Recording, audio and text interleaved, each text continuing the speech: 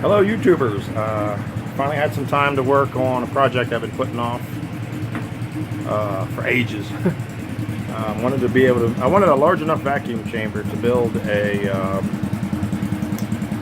ion engine, solid state ion engine. There's some links, there's a few other YouTube videos that I've made where you can actually see some of my work, where I built this ion engine that works, I think, on dielectric rather than actual air.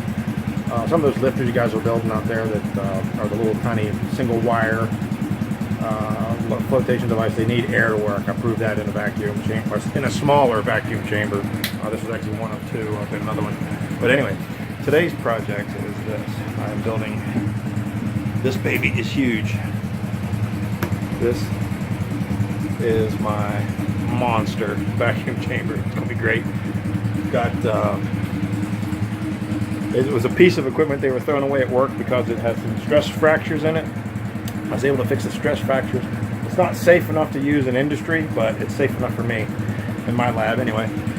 So anyway, what I've got here, this is great because this apparatus will allow me to install these are pull holes that go clear through the top lid, and that gives me 8 different contact points for hooking up different fixtures inside. Like, for example, if I want to put 20,000 volts into it, I need at least 2 inches of gap to avoid the arc. Well, now I can put an electrode here, and I can put an electrode on this side, and I won't have any problems with the arc jumping across the 2 contactors.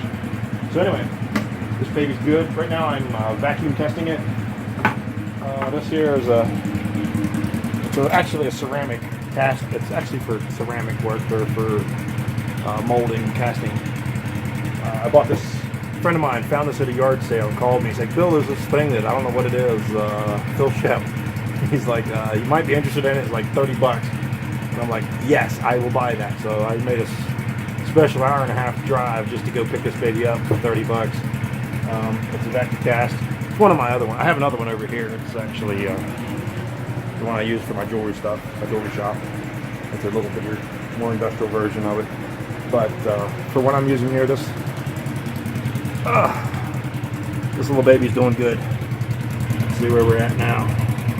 According to it, just a little bit past 25 HG, about 27, and I am double verifying it with this. The nice thing about this, it's got a bleed off valve in it, so I can actually kind of jog it. And yes, we are 25, 26. Right now we're at 26 HG. I doubt I'll be able to pull an absolute 30 on it, but for what I want to do, this should get me close enough to prove or disprove whether this ion engine is going to work in space, in a vacuum. If it continues to move at 25 HG, 26 HG, then I'd be very happy to go to build more, or maybe I'll buy a bigger pump or a better pump. Like I said, right now I'm just implosion testing it. I shouldn't probably be standing next to it. I want to see if it's going to actually make it to I'm pushing it to failure, and it hasn't failed yet, which is a good thing. It means that it's what, an inch and a half or polycarb.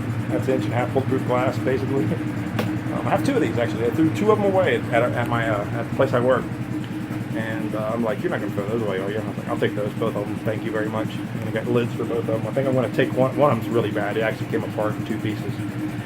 Thing about polycarb, it can take a bullet, but it can't take temperature differential very well at all.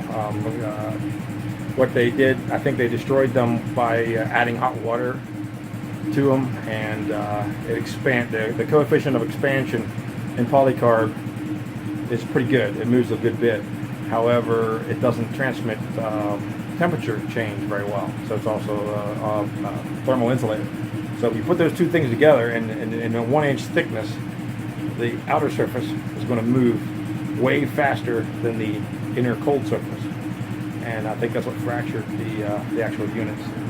Bad for the company. They're like $5,000–6,000 a piece. Good for me. I got $10,000 worth of crap. That this one here is working beautiful.